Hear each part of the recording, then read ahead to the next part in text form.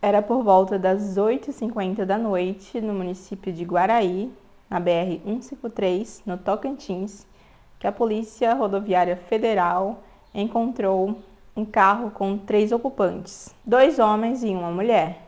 À primeira vista, nada de incomum, mas bastaram algumas perguntas para a história mudar de rumo. Versões contraditórias, destinos incertos e vínculos mal explicados. E os agentes desconfiaram. Durante a vistoria, um detalhe chamou a atenção. A forração lateral do porta-malas apresentava sinais de adulteração. Algo estava escondido ali. E estava. Ao aprofundar as buscas, os policiais encontraram uma carga milionária de medicamentos, as chamadas canetinhas emagrecedoras. Ao todo, 112 caixas de Tirzepatida, um medicamento utilizado para emagrecimento, somando 448 ampolas. Além disso, 35 canetas de Lípolis e outros frascos de um potente esteroide anabolizante, o Masteron.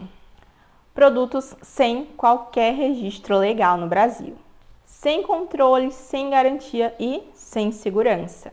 Os 3 ocupantes foram encaminhados para a polícia de Guaraí e junto com eles os medicamentos.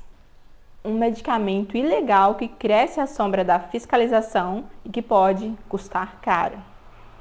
Nossa equipe decidiu ir além. Entramos em contato com um vendedor que anuncia esse tipo de produto nas redes sociais. A abordagem foi simples, como a de qualquer consumidor interessado. A resposta veio rápida e sem qualquer filtro. Os preços tabelados, frascos, caixas, diferentes substâncias, Tirzepatida, Lípolis e outros, e até o Monjaro, um dos mais procurados no momento, oferecido por R$ 2.200 a caixa. Durante a conversa, questionamos sobre a necessidade de acompanhamento profissional essencial no uso de medicamentos desse tipo. A resposta chama a atenção. 99% dos clientes não, ou seja, a grande maioria utiliza por conta própria.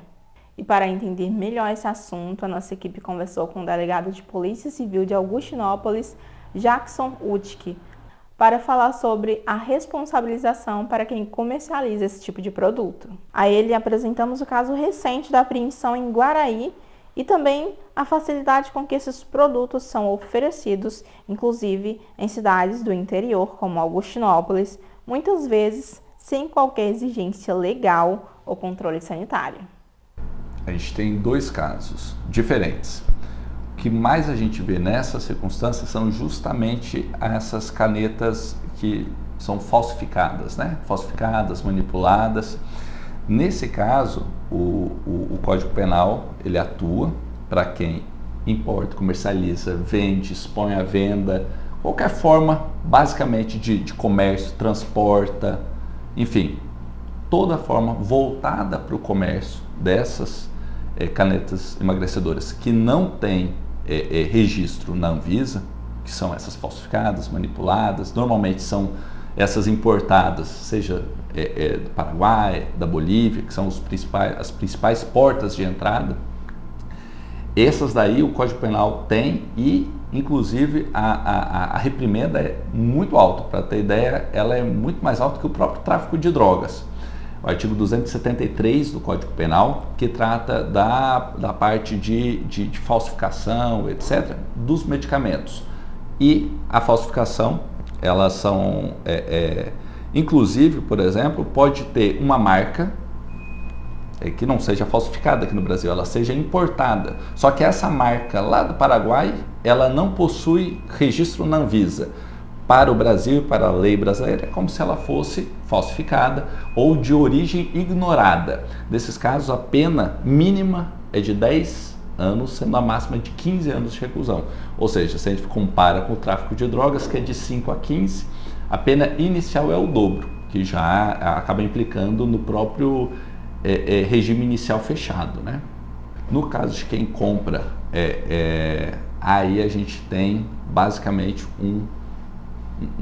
uma lacuna legislativa, digamos. Não é crime você comprar para uso próprio. Se for qualquer atividade relacionada à venda, aí sim já entra na disposição do artigo 273 do Código Penal. Uma diferença: para quem importa, se eu importar uma, ou seja, digamos que eu vá para o Paraguai e traga uma do estado do país vizinho para o Brasil, aí sim eu também pratico 273, que também está na figura de importar, mas a figura de adquirir, comprar ou usar não é. Aí, na verdade, eu acho que o maior risco nem é da responsabilização criminal, mas sim da própria saúde, né? Infelizmente, isso, assim como o próprio tráfico de drogas, assim como a gente tem redes estruturadas para o tráfico, a gente infelizmente também tem a rede estruturada para medicamentos. E eu nem digo só dos que está em voga hoje, são as canetas emagrecedoras, mas tem vários outros remédios que infelizmente eles são comercializados, eles são importados de origem ignorada ou até falsificados, são comercializados no nosso meio e infelizmente quem acaba pagando mais e tendo aí mais esse risco e esse dano à saúde é a classe mais pobre, né? A classe menos abastada, que infelizmente às vezes não tem o recurso necessário para conseguir um medicamento na farmácia, que a gente sabe que é um medicamento muito caro, não só esse, como outros, e acaba optando pelo vizinho que vende mais barato, que não é que ele foi lá no Paraguai e comprou, ele pega de um outro fulano, que é justamente onde entra essa rede estruturada, desde o cara que traz lá do Paraguai, que atravessa a fronteira, até aquele que traz, infelizmente, até as nossas cidades aqui mais afastadas das fronteiras, né, mais interioranas. Quando acontece o pior, quando alguém passa mal, quando alguém morre, aí a pessoa fala assim, mas quem poderia imaginar? Todo mundo, entendeu? Você está comprando um remédio, você está colocando no seu corpo um remédio que você não tem a mínima noção de como que ele foi, da origem dele, como ele foi manipulado. A maioria deles são de cadeia frio, ou seja, esses medicamentos eles têm que ter um transporte, um acondicionamento.